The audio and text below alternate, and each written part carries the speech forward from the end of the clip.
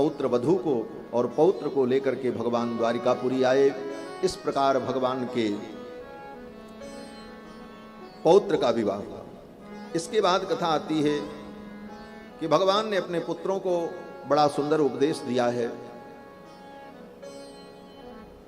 भगवान के पुत्र द्वारिका में खेल रहे थे, प्यास लगी, एक कुआं पर गए पानी पीने, तो देखा उस कुएं में पानी नहीं था, उसमें एक बहुत बड़ा क्रिकलास था। सब बच्चे दौड़े दौड़े आए, आकर के भगवान को बताया। भगवान ने जाकर के उस क्रिकलास को निकाला। क्रिकलास बोले तो गिरगिट जिसको कहते हैं, छिपकली जैसा होता है, रंग बदलता है, बड़ा विशालकाय था। भगवान ने उसे बाहर निकाला। भगवान के कर का स्पर्श होते ही वो दिव्य राजा के रूप में प्रकट हो गया और उसने भगवान की स्तुति की और स्वर्ग चला गया। वो राजा कौन थे?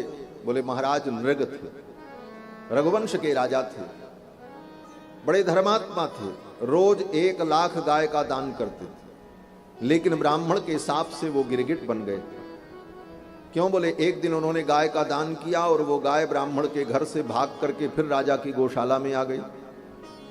दूसरे दिन महाराज ने उस गाय का किसी दूसरे ब्राह्मण को दान कर दिया, असावधानी के कारण, जानकारी न होने के कारण। तब तक वो पिछले दिन वाला ब्राह्मण आ गया अपनी गाय को ढूंढते ढूंढते, और जिसको अभी दान किया था वो लेके जा रहा था। अब दोनों में झगड़ा हो गया, गाय तो मेरी है, वो कहे मेरी है। उसने कहा कल इस गाय का दान मुझे मिला था, और ये ब्राह्मण बोलता अभी अभी मुझे मिला है। दोनों अपनी जगह पर सही थे। अब राजा नृग बड़े परेशान हुए, कभी इधर देखें कभी उधर देखें, क्या करें। दोनों ब्राह्मणों को क्रोध आया, दोनों ने शाप दे दिया। राजन, एक ही गाय का 2-2 ब्राह्मणों को दान करके तुमने झगड़ा करवाया, और ऊपर से तमाशा देख रहे हो, कभी इधर देख रहे हो कभी इधर देख रहे हो। जाओ गिरगिट हो जाओ। चरणों में गिर करके क्षमा मांगी राजा नृग ने, मेरा उद्धार कैसे होगा। ब्राह्मणों ने कहा जब द्वापर में भगवान कृष्ण का अवतार होगा तो उनके कर के स्पर्श से तुम्हारा उद्धार होगा। आज भगवान ने उद्धार किया राजा नृग का। और इस घटना के बाद भगवान ने अपने बच्चों को बैठाया और कहा आज मेरे उपदेश को सावधानी पूर्वक सुन लो। भगवान जानते हैं कि ये मेरे बच्चे बड़े पराक्रमी हैं और इन्हें दुनिया का कोई वीर पराजित नहीं कर सकता। इस अभिमान के कारण कहीं ये अशिष्ट न हो जाएं और कहीं ब्राह्मणों का अनादर न करने लग जाएं, क्योंकि जिस दिन ये ब्राह्मणों का अनादर करेंगे उसी दिन इनका विनाश हो जाए। भगवान जानते थे कि जब कभी भी मेरे वंश का विनाश होगा तो ब्राह्मण के अनादर से ही होगा, तो कहीं समय से पहले यदुवंश का संहार न हो जाए, इसलिए अपने पुत्रों को बैठा करके भगवान ने सिखाया, देखो जीवन में कभी किसी ब्राह्मण को मत सताना, किसी ब्राह्मण के धन का हरण मत करना। स्वदत्ताम परदत्ताम वा ब्रह्मवृत्तिम हरेच्चयः 60 वर्ष सहस्राणि विष्टायाम जायते कृमि। भगवान कहते हैं तुम्हारे द्वारा दिया गया हो अथवा किसी दूसरे ने ब्राह्मण को दिया हो, उस वृत्ति का, उस धन का कोई व्यक्ति अगर हरण करता है, पुनः उसे ले लेता है, तो वह व्यक्ति 60,000 वर्ष तक नाली का कीड़ा बनता है। इसलिए हे पुत्रों, कभी ब्राह्मण के सत्व को, ब्राह्मण के धन को अपना मत समझना और न उस पर लालच करना। अगर ब्राह्मण तुम्हें डांट भी दें तो उन्हें प्रणाम कर लेना। घ्रंतम बहुशपंतम वा, अगर वो क्रोध में तुम्हें मार भी दें तो सहन कर लेना, उसका प्रतिकार मत करना। घ्रंतम बहुशपंतम वा, वो तुम्हें शाप भी दे दें तो स्वीकार कर लेना, उनसे लड़ाई मत करना। घ्रंतम बहुशपंतम वा नमस्कुरुत नित्यशः, ब्राह्मणों को नमस्कार कर लेना। किस प्रकार से? भगवान कहते हैं यथाहम प्रणमे नित्यम। भगवान कहते हैं मुझे देखो, जिस प्रकार मैं ब्राह्मणों के चरणों में प्रणाम कर लेता हूं, इसी प्रकार सदा ब्राह्मणों का आदर करना और ब्राह्मणों से कभी द्वेष मत करना। भगवान ने अपने पुत्रों को शिक्षा दी। इसके बाद कथा आती है कि बलराम जी के मन में एक दिन हुआ चलें गोकुल। वृंदावन चल करके वृंदावन के गोप सखाओं से मिले और द्वारिका से बलभद्र जी चल पड़े गोकुल के लिए। गोकुल में आए सखाओं से मिलकर के बलराम जी को परम आनंद हुआ और कई महीने तक बलराम जी गोकुल में रुक गए, वृंदावन में। एक दिन जमुना जी के जल में बलराम जी क्रीड़ा करना चाहते थे। जमुना का आवाहन किया, लेकिन जमुना ने बलराम जी का सहयोग नहीं किया। तो बलराम जी को क्रोध आ गया। बलराम जी ने अपना हल उठाया और कहा, आज जमुना को मैं खोद करके समाप्त कर दूंगा, इस नदी का अस्तित्व मिटा दूंगा। बलराम जी तो बड़े क्रोधी हैं, संकर्षण भगवान हैं।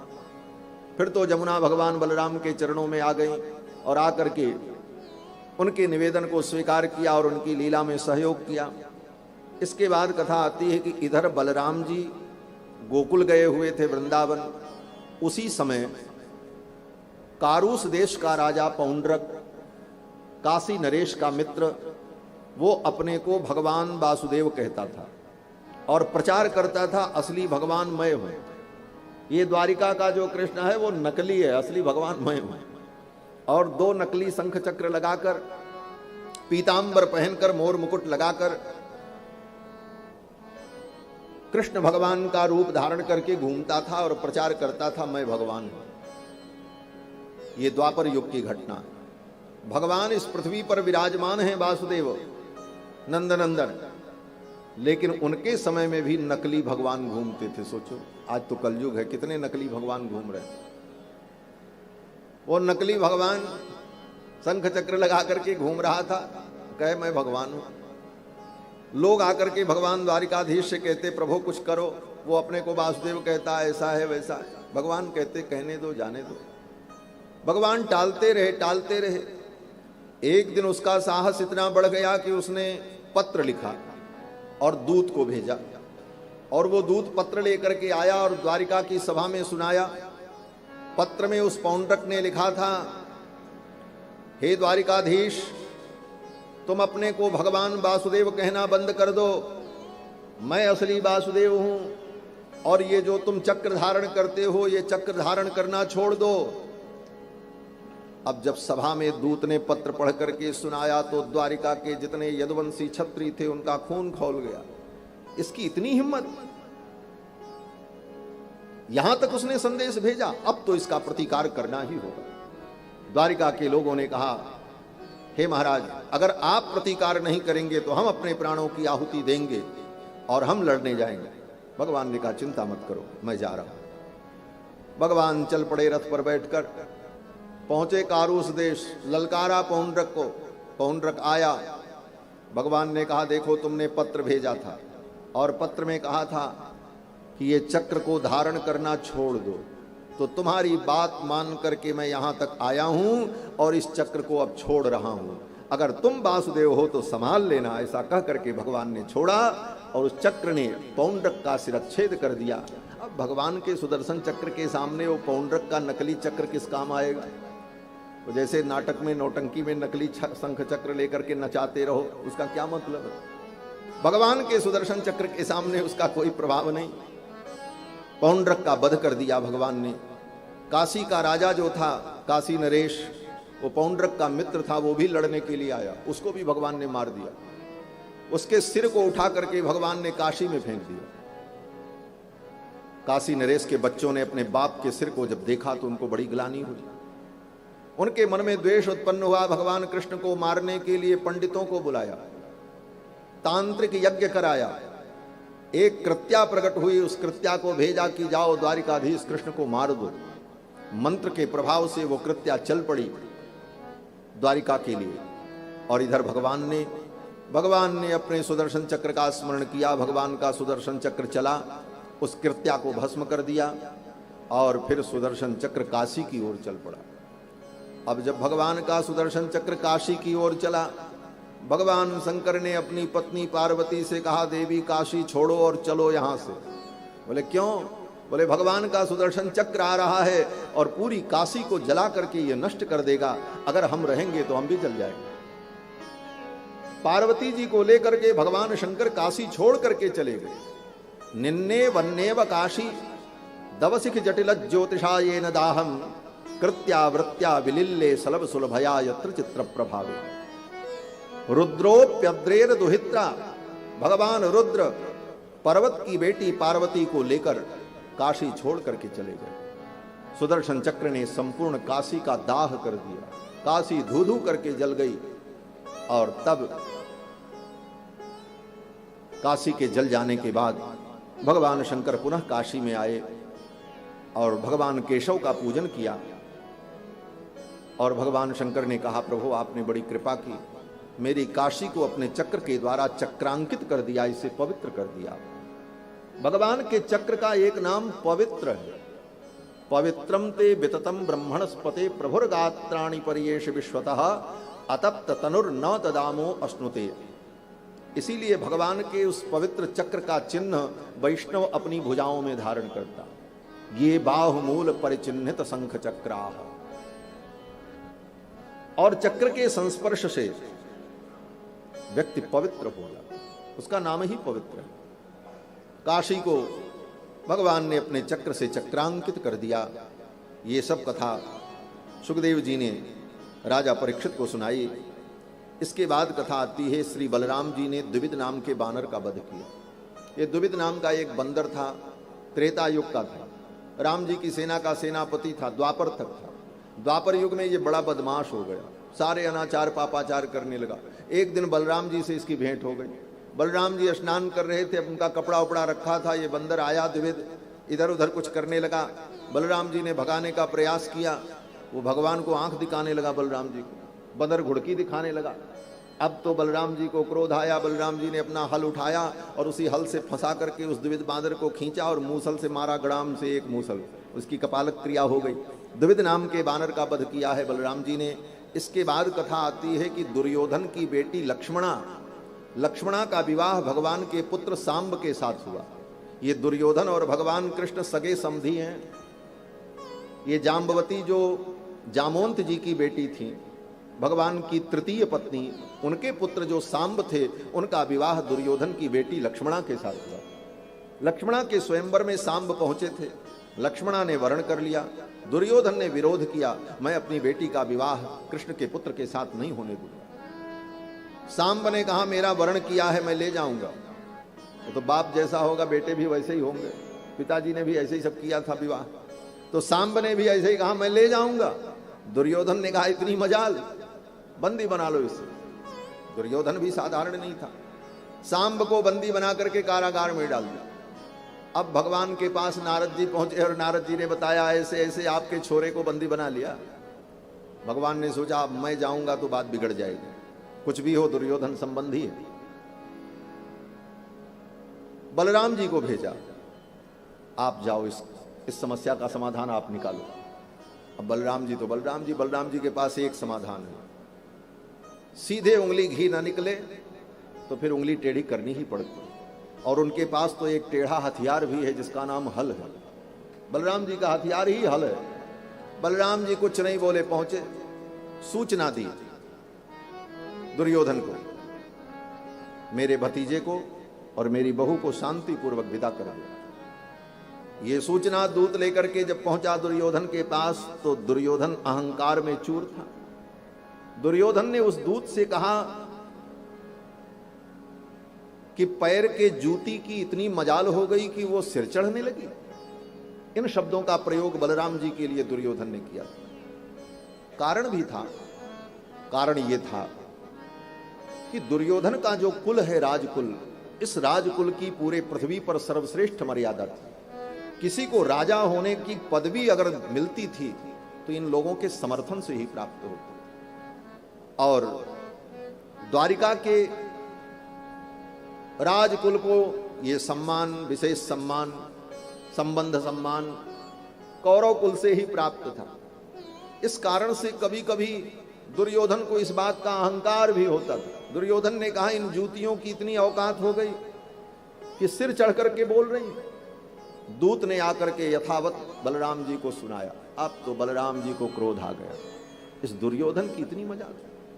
बलराम जी ने कहा अब ये जूती सिर पर ही चढ़ेगी, अब इसे कोई रोक नहीं सकता। और बलराम जी चल पड़े और पहुंच करके हस्तिनापुर के किनारे अपने हल को लगाया और कहा आज पूरी हस्तिनापुरी को खोद करके मैं गंगा में फेंक दूंगा, इसका अस्तित्व समाप्त करूं। बलराम जी तो शेषावतार हैं, संपूर्ण ब्रह्मांड को अपने मस्तक पर धारण करने वाले प्रलय के देवता हैं, प्रलय के देवता हैं, संहार के देवता हैं बलराम जी।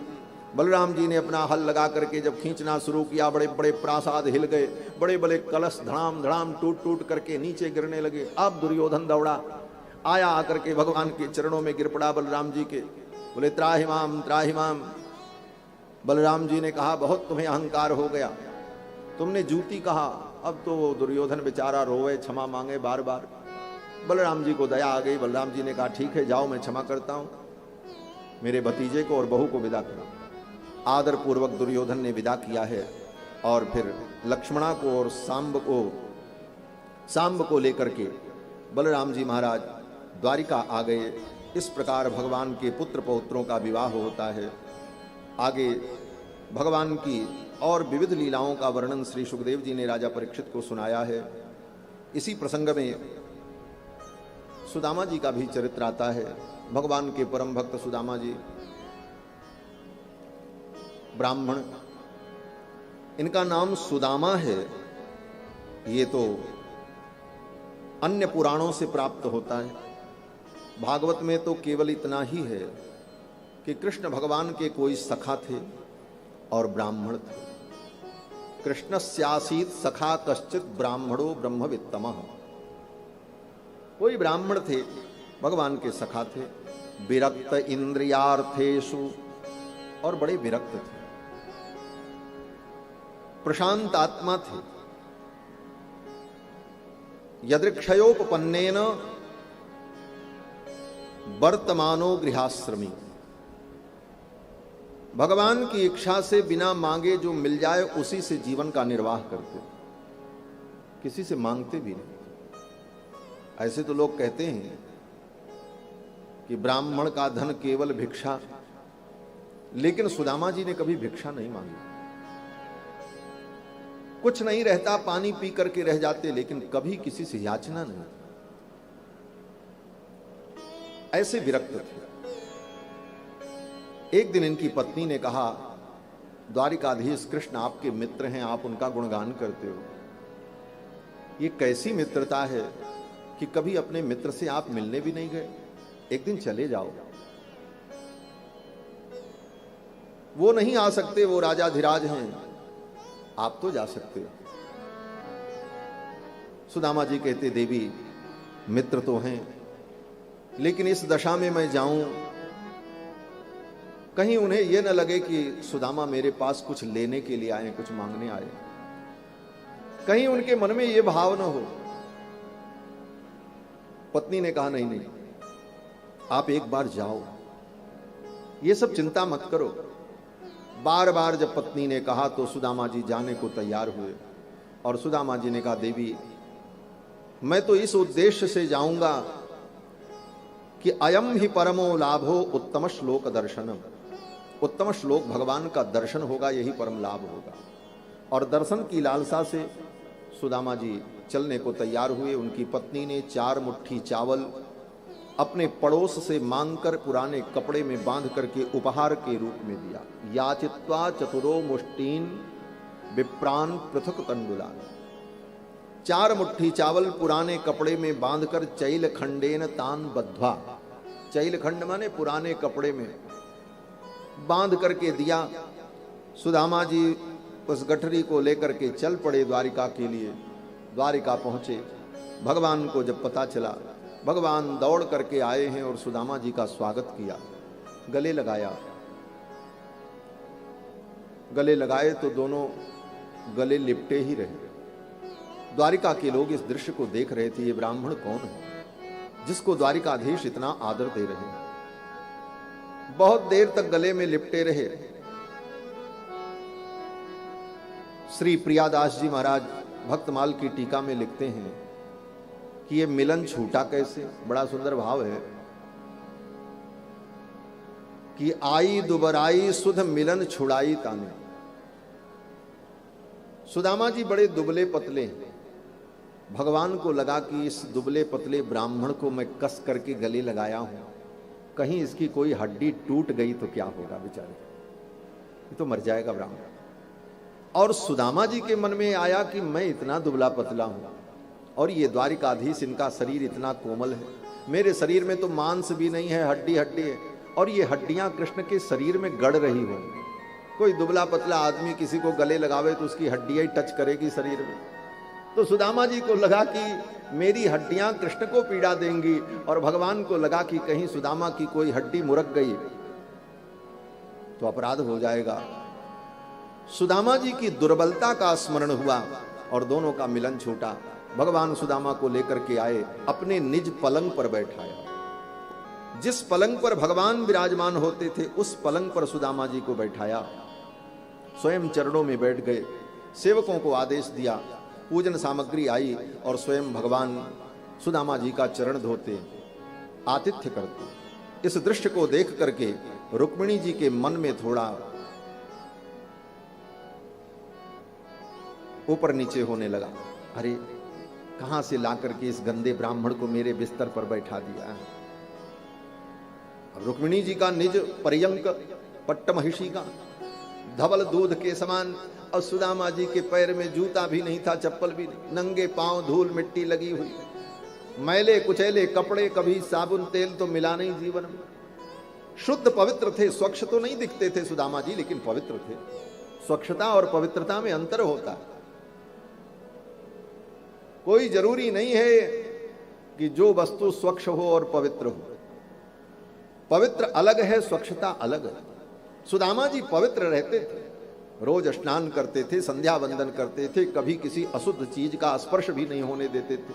इतना विचार था उनके, लेकिन स्वच्छता नहीं थी। क्यों बोले? स्वच्छता के संसाधन नहीं थे। अब सुदामा जी को देख करके रुक्मिणी जी नाक सिकोड़ने लगी। किमनेन कृतम पुण्यम अवधूतेन भिक्षुणा, इस भिखारी ने क्या पुण्य किया था कि एयो योसौ त्रिलोक गुरुणा, जो सारे त्रिलोकी के स्वामी हैं, वे भगवान इसको अपने पर्यंक पर बैठाकर इसकी पूजा कर रहे हैं। रुक्मिणी जी को थोड़ा अटपटा लग रहा था, बोल तो नहीं पा रही थी लेकिन नाक सिकोड़ रही थी। भगवान देख लिए, भगवान जान गए, और भगवान को अच्छा नहीं लगा। भगवान ने रुक्मिणी की ओर देखा और आंखों आंखों में ही भगवान ने रुक्मिणी से सब कुछ कह दिया। क्या कहा? उन्हें भगवान ने इशारे में रुक्मिणी जी से कहा कि रुक्मिणी, आज तू द्वारिका की पट्ट महिषी है, तो तुझे अभिमान है कि मैं द्वारिका की पटरानी हूं। वो दिन भूल गई, एक ब्राह्मण ही तेरा पत्र लेकर के मेरे पास आया था। अगर तेरे भाई को पता चल जाता तो उसके टुकड़े टुकड़े हो जाते, लेकिन उस ब्राह्मण ने अपने जान की बाजी लगा करके तेरा पत्र मेरे तक पहुंचाया। तब तू आज एक ब्राह्मण की कृपा से द्वारिका की पटरानी है, नहीं तो तू यहां की नौकरानी भी नहीं बन सकती। और आज मैं एक ब्राह्मण का आदर कर रहा हूं तो तुझे पटरानी होने का गर्व है। देवी, मेरे जीवन में जो कुछ है सब ब्राह्मणों का ही प्रसाद है। भगवान का एक नाम है ब्रह्मण्य देव। नमो ब्रह्मण्य देवाय गो ब्राह्मण हिताय च जगद्धिताय कृष्णाय गोविंदाय नमो नमः। भगवान कहते हैं मेरे जीवन में जो कुछ है सब ब्राह्मण का प्रसाद है। विप्र प्रसादात धरणी धरोहम, विप्र प्रसादात कमलाबरोहम, विप्र प्रसादात अजिताजितोहम, विप्र प्रसादात मम कृष्ण नामः, विप्र प्रसादात मम राम नामः। भगवान कहते हैं मेरे जीवन में जो कुछ है वो विप्र का प्रसाद है। रुक्मिणी जी समझ गई। फिर तो रुक्मिणी जी भी सेवा में लग गई। फिर तो सुदामा जी से भगवान ने कुशल क्षेम पूछा। मित्र, गुरुकुल से जाने के बाद विवाह किया कि नहीं किया? सुदामा जी ने कहा हाँ भैया, विवाह तो हो गया। जो पत्नी मिली है बहुत अच्छी है, बहुत अच्छी है। अब तो सुदामा जी बार बार अपने पत्नी का वर्णन करने लगे, मेरी पत्नी बहुत अच्छी है। वहां जितनी दासियां खड़ी थीं, भगवान कृष्ण की रानियां खड़ी थी, वो सब हंसने लगी। इस बुढ़े ब्राह्मण को देखो बार बार अपनी पत्नी की प्रशंसा कर रहा है। और सुदामा जी कहे जाए मेरी पत्नी बहुत अच्छी है, बहुत अच्छी है। लेकिन सुदामा के भाव को तो ठाकुर जी समझ रहे थे। क्यों अच्छी है? सुदामा जी रो पड़े। सुदामा ने कहा, कृष्ण, मैं तो इतना अभागा हूं, इतना कठोर हूं, इतना निर्दयी हूं, मेरे जीवन में कभी भाव ना आता कि मैं आपके चरणों तक आ पाता। लेकिन धन्य है मेरी पत्नी जिसने बार बार मुझे कह करके आपके चरणों में भेज दिया, इसलिए वो अच्छी है। पत्नी इसलिए अच्छी है जो कृष्ण के चरणों में लगा दे, बार बार प्रेरणा दे करके अपने पति को ठाकुर का भक्त बना दे, वो धर्म पत्नी। सुदामा जी ने कहा मेरी पत्नी बहुत अच्छी है, उसने ही आपके चरणों तक मुझे भेजा, नहीं तो मैं तो जीवन भर संकोच में कभी आपके सामने ना आ पाता। भगवान बड़े प्रसन्न हुए। भगवान ने कहा तब तो मेरी भाभी ने मेरे लिए कुछ जरूर भेजा होगा। अब सुदामा जी वो गठरी छिपाने लगे, ये 4 मुट्ठी चावल और कहां ये द्वारिकाधीश। जब छिपाने लगे तो भगवान ने देख लिया। भगवान से कोई क्या छिपाएगा? भगवान ने लपक करके छीन लिया, मित्र छिपाओ मत, भाभी ने भेजा है, लाओ लाओ लाओ, छीन लिया। इस छीना झपटी में वो गठरी फट गई, पुराने कपड़े में बंधी, चावल बिखर गया, फर्श पर चावल बिखर गया। तो भगवान उस फर्श पर टूट पड़े और दोनों हाथों से चावल को बटोरा और उसी फर्श पर जमीन पर ही उसकी कूरी लगाई, ढेरी लगाई और एक मुट्ठी उठाया और भगवान ने अपने मुख में रखा और चबा चबा करके उसके कच्चे चावल को भगवान खाने लगे। सुखदेव जी कहते हैं इति मुष्टिम सकृत जग्धा द्वितीयाम जगदुमादधे। एक मुट्ठी चावल भगवान ने खाया और दूसरा खाने चले, तब तक रुक्मिणी ने भगवान का हाथ पकड़ लिया। तावत श्री जगृहे हस्तम श्री तत्परा परमेष्ठिना। रुक्मिणी ने भगवान का हाथ पकड़ लिया और कहा बस अब छोड़ दो। लोग कहते हैं रुक्मिणी जी ने इसलिए हाथ पकड़ लिया, एक मुट्ठी खा लिया, एक लोक दे दिया, 2 मुट्ठी खाएंगे, दूसरा लोक दे देंगे, सब कुछ सुदामा को दे देंगे तो हमारे पास क्या बचे। लेकिन ऐसा नहीं। रुक्मिणी जी ने कहा प्रभु आपने एक मुट्ठी खाई और इसके बदले में आपने सुदामा जी को सब कुछ दे दिया, अब कुछ देने के लिए बचा नहीं।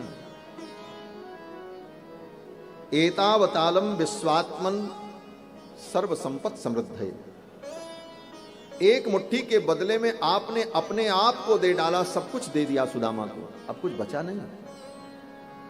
मुझे चिंता इस बात की है कि ये दूसरी मुट्ठी चावल आप खाओगे तो इसके बदले में सुदामा को क्या दोगे,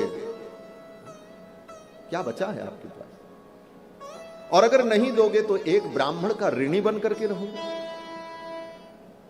आप ब्राह्मण्य देव हो और ब्राह्मण का ऋण आपके ऊपर रहे, ये मैं नहीं चाहती। हां अब आपके पास केवल एक चीज बची है बस। बोले क्या? रुक्मिणी जी कहती हैं आपने सब कुछ सुदामा को दे दिया एक मुट्ठी खा करके, अब केवल मैं बची हूं बस। हाँ अब ये दूसरी मुट्ठी खाने के बाद मुझको भी इस ब्राह्मण के साथ विदा कर दोगे क्या? इसलिए अब रहने दो। एतावतालम विश्वात्मन सर्व संपत समृद्ध है।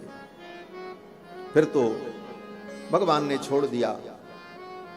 उन सारे चावलों को रुक्मिणी जी ने उठाया, अपने आंचल में रखा और कहा ये ब्राह्मण के यहां से आया हुआ आशीर्वाद है, प्रसाद है। आपने तो एक मुट्ठी खा लिया और आपके पीछे 16,108 हैं, एक एक चावल हम लोगों को भी तो प्रसाद मिले, सुदामा जी के घर से आया है। फिर तो रुक्मिणी जी ने उस चावल को अपने आंचल में रखा और एक एक कण भगवान की सभी पत्नियों को रुक्मिणी जी ने दिया है।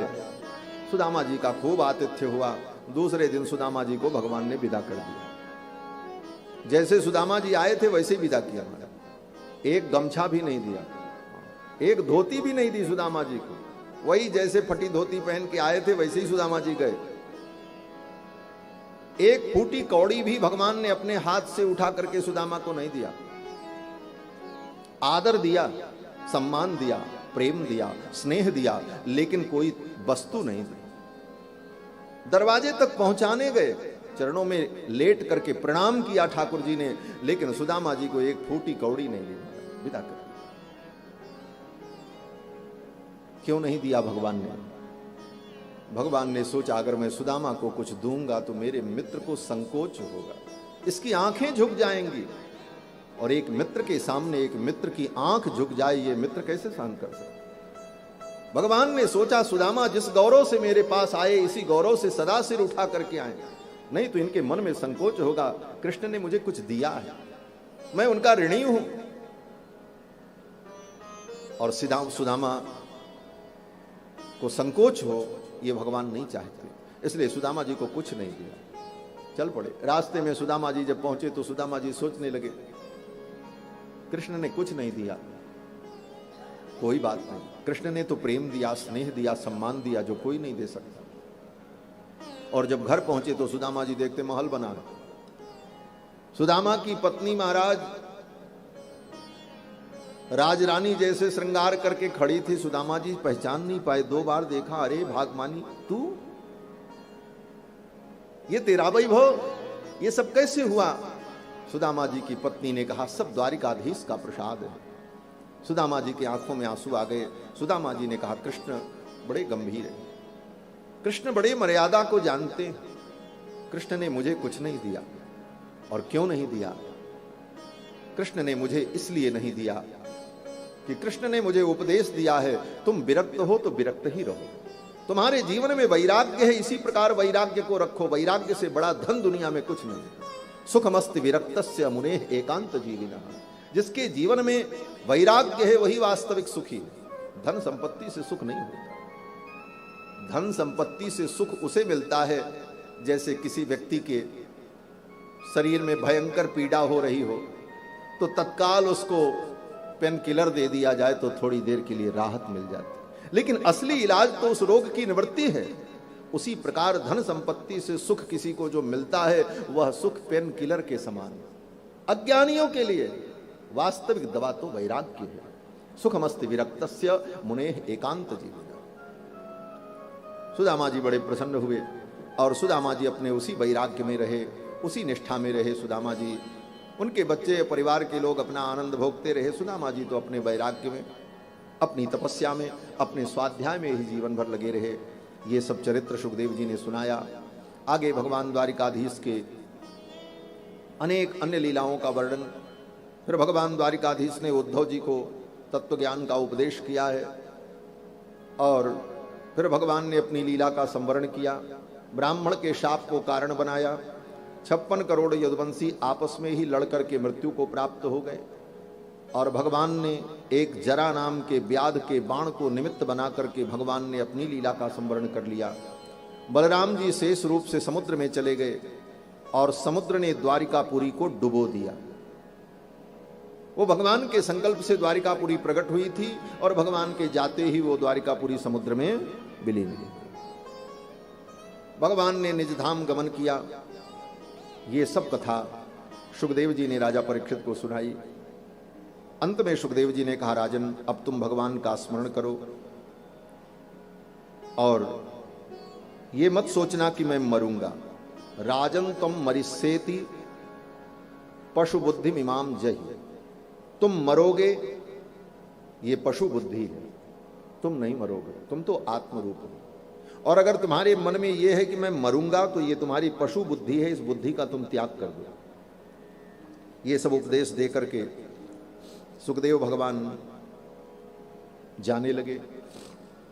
राजा परीक्षित ने सुखदेव जी के चरणों में प्रणाम किया, पूजन किया और जाते जाते राजा परीक्षित ने कहा, सिद्धोस्मि अनुगृहीतोस्मि भवता करुणात्मना। आपने बड़ी करुणा की, आपने मुझे कथा सुनाई, अब मुझे कोई चिंता नहीं है। मैं भगवान का स्मरण करते हुए अपने शरीर का त्याग कर दूंगा। सुखदेव जी तो विदा हो गए। तक्षक नाग आया और तक्षक नाग ने राजा परीक्षित के शरीर में अपना मुख लगाया। इधर से तक्षक ने मुख लगाया, इधर से प्राण का उत्क्रमण हुआ।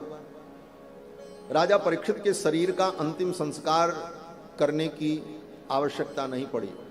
तक्षक के विष ज्वाला से ही राजा परीक्षित का शरीर भस्म हो गया। अग्नि संस्कार नहीं करना पड़ा। गंगा जी की एक लहर आई और राख को लेकर के चली गई। महाराज परीक्षित को मुक्ति की प्राप्ति हुई। ये सब कथा सूत जी महाराज ने शौनकादि मुनियों को नैमिषारण्य में सुनाया। इसी प्रसंग में संक्षिप्त भागवत का वर्णन करके सुनाया है एक अध्याय में। पूरे भागवत में क्या क्या है, पूरी विषय सूची। और इसके बाद इसी प्रसंग में 18 पुराण का वर्णन, उनकी श्लोक संख्या, और इसी क्रम में जब मार्कंडे पुराण का वर्णन सुनाया सूत जी ने, तो शौनक जी ने मार्कंडे मुनि की कथा पूछी। तो सूत जी महाराज ने मार्कंडे मुनि की कथा सुनाई। मार्कंडे मुनि को भगवान ने अपनी प्रलय लीला का, माया का दर्शन कराया। प्रलय में सब कुछ जब डूबने लगा, सब डूब गया, मार्कंडे मुनि भी उस पानी में, प्रलय के जल में तैरते रहे, कहीं कोई आश्रय नहीं। तो भगवान ही बालक बन करके बट वृक्ष के पत्तों के बीच में लेटे हुए थे। मार्कंडे मुनि वहां जब पहुंचे तो बालक के रूप में भगवान बाल मुकुंद विराजमान थे। भगवान बाल मुकुंद ने अपना मुख खोला, मार्कंडे जी उनके मुख में चले गए, भीतर गए तो वहां भी पानी पानी, फिर बाहर आए, फिर भीतर गए। ऐसी विलक्षण लीला देखकर मार्कंडे जी व्याकुल हो गए। आंखें बंद करके प्रार्थना की, हे प्रभु आपकी ये लीला बड़ी विचित्र है, मुझे बहुत भय हो रहा है। फिर तो भगवान ने अपनी लीला को समेट लिया और मार्कंडे जी ने देखा न कहीं पानी न कहीं प्रलय, मार्कंडे जी तो अपनी कुटिया में बैठे। यही भगवान की माया है। माया माने जो है नहीं लेकिन दिखाई पड़े, उसी का नाम माया है। मां माने नहीं, या माने जो, मां या माने जो, मां माने नहीं, जो नहीं है लेकिन दिखाई पड़े उसी का नाम माया है। जो हम देखते हैं ये सत्य नहीं है, सत्य तो कुछ और है, लेकिन हमें जो दिखता है उसी को हम सत्य मान लेते हैं और इसी माया में हम उलझ जाते हैं। भगवान मार्कंडे भगवान की स्तुति करने लगे और भगवान ने उनको अपने बाल मुकुंद रूप का दर्शन कराया। करारविंदे न पदारविंदम मुखारविंदे विनिवेशयंतम बटस्य पत्रस्य पुटे शयानम बालम मुकुंदम मनसा स्मरामि। इसके बाद सूत जी महाराज ने भागवत महापुराण की महिमा बताई, इसकी परंपरा बताई। ये ज्ञान भगवान के द्वारा ब्रह्मा को प्राप्त हुआ, ब्रह्मा से नारद जी को, नारद जी से व्यास जी को, व्यास जी से सुखदेव जी को, सुखदेव जी से सूत जी को, ये परंपरा बताई। और फिर अंत में सूत जी महाराज ने भगवान से प्रार्थना की कि हमारा कहीं भी जन्म हो, हे प्रभु आपके चरणों की भक्ति प्राप्त हो। ये भागवत की अंतिम प्रार्थना है और यही प्रार्थना हमको आपको भी भगवान से करनी चाहिए कि भवे भवे यथा भक्ति पादयोस तव जायते। कहीं भी हमारा जन्म हो, किसी योनि में हम पैदा हों, हे प्रभु आपके चरणों की भक्ति हमें मिले, ऐसी कृपा करो। यही प्रार्थना करके श्री सूत जी महाराज ने भगवान के नाम की महिमा का वर्णन किया। नाम संकीर्तनम यस्य सर्व पाप प्रणाशनम, जिनका नाम संकीर्तन समस्त पापों का नाश करने वाला है, ऐसे प्रभु के चरणों में मैं प्रणाम करता हूँ। हरये नमः, हरये नमः, हरये नमः। ऐसा कहकर सूत जी ने अपनी वाणी को विराम दिया है। यहीं पर 18,000 श्लोक पूर्ण होता है और भागवत की ये कथा पूर्ण होती है। तो भागवत के अंतिम 2 श्लोकों का उच्चारण करके, भगवान को प्रणाम करके हम लोग भी इस पवित्र अनुष्ठान को पूर्णता प्रदान करेंगे। 7 दिनों तक आप सभी लोगों ने कथा श्रवण की और दत्तचित्त होकर के श्रवण किया। और सबसे बड़ी विशेषता तो ये है कि आज प्रातःकालीन सत्र में भी आप लोग आए, इसका मतलब आप प्रेमी श्रोता हैं, पक्के श्रोता हैं, ये प्रमाणित हो। नहीं तो महाराज सुबह के सत्र में लोग सोचते हैं चलो अंतिम दिन है क्या जाएं, अब तो हो ही गई कथा। लेकिन फिर भी आपने धैर्यपूर्वक 7 दिनों तक कथा को श्रवण किया। निश्चित रूप से आप भगवान की कृपा के पात्र हैं। और श्री शैल कुमार मिश्र जी, इनके लिए व्यासपीठ से आशीर्वाद मंगल कामना कि इन्होंने इस पवित्र अनुष्ठान को संपादित किया। 2016 में ये कथा तय हुई थी। उस समय आकर के इस मंडप को मैंने देखा था कि यहाँ कथा होगी 2016 में, लेकिन कालक्रम से 6 वर्ष बीत गए, संजोग नहीं बना। आज ये संजोग बना। 2016 में मैं आया था और शैल जी हमको लेकर के आए थे, बोले स्वामी जी यही कथा होगी, ये हाल ठीक रहेगा। हमने कहा ठीक है। आकर के मैं देख करके गया, लेकिन फिर कोई न कोई कारण बनता रहा और कथा नहीं हो सकी। जब भगवान की इच्छा हुई तो आज भगवान की कथा ये पूर्णता को प्राप्त हो रही है। तो इस व्यासपीठ से शैल जी को, सपत्नीक, सपरिवार, उनके पूरे परिजनों को आशीर्वाद मंगल कामना, और यही आशीर्वाद कि सदा भगवान की भक्ति बनी रहे, भगवान के चरणों में अनुराग बना रहे। भक्ति ही सब कुछ है। यस्यास्ति भक्तिर भगवत्यकिंचनाः सर्वैः गुणैः तत्र समासते सुराः। जिसके जीवन में भगवान की भक्ति होती है उसे सब कुछ प्राप्त हो जाता है, फिर अलग से कुछ चाहने की आवश्यकता ही नहीं होती। इसीलिए भागवत के अंत में सूत जी ने भी भगवान से यही प्रार्थना किया, हे प्रभु आपके चरणों की भक्ति ही मिले, भवे भवे यथा भक्ति ही पादयोस तब जायते। तो सभी के लिए साधुवाद, मंगल कामना, और इस खाटू श्याम मंदिर के सभी ट्रस्टियों के लिए, सदस्यों के लिए भी साधुवाद, जिन्होंने इस व्यवस्था में सहयोग किया, अनुकूलता प्रदान की और निर्विघ्नता पूर्वक ये कार्यक्रम पूर्णता को प्राप्त हो रहा है। सभी के लिए साधुवाद। समस्त आचार्यों को, ब्राह्मणों को, विप्रों को, परिजनों को, पुरजनों को, बंधुजनों को, सबको व्यासपीठ से आशीर्वाद देते हुए मैं वाणी को विराम दूंगा। इसके पहले 2 बार भगवान के मंगलमय नाम का उच्चारण और भागवत के अंतिम 2 श्लोकों का उच्चारण करके इस सत्र को पूर्ण करेंगे। बोलो श्री सीतारामचंद्र भगवान की जय, राधा कृष्ण भगवान की जय, जय श्री राधे श्याम। पहले मैं श्लोक बोलूंगा, फिर आप लोग बोलेंगे।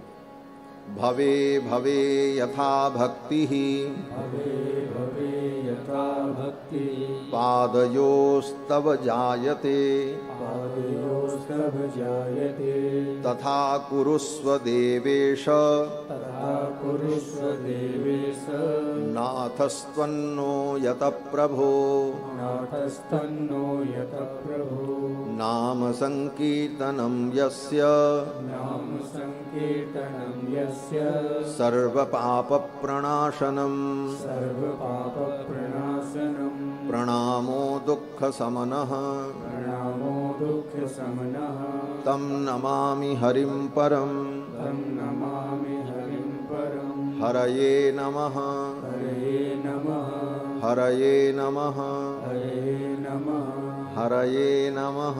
हरये नमः। बोलो वृंदावन बिहारी लाल की, श्री भागवत भगवान की, श्री सुखदेव भगवान की, श्री वेदव्यास भगवान की, सत्य सनातन वैदिक धर्म की, श्री भाष्यकार रामानुज स्वामी जी महाराज की जय, जय श्री राधे श्याम। श्री कृष्ण गोविंद। जय जय राधा रमण गिरधारी, गिरधारी श्याम बनवारी। जय जय राधा रमण गिरधारी, गिरधारी श्याम बनवारी। जय जय राधा रमण गिरधारी, गिरधारी श्याम बनवारी। जय जय राधा रमण गिरधारी, गिरधारी श्याम बनवारी। गिरधारी श्याम बनवारी, गिरधारी श्याम बनवारी। गिरधारी श्याम बनवारी, गिरधारी श्याम बनवारी। जय जय राधा रमण गिरधारी, गिरधारी श्याम बनवारी। जय जय राधा रमण गिरधारी, गिरधारी श्याम बनवारी। जय जय राधा रमण गिरधारी, गिरधारी श्याम बनवारी। जय जय राधा रमण गिरधारी, गिरधारी श्याम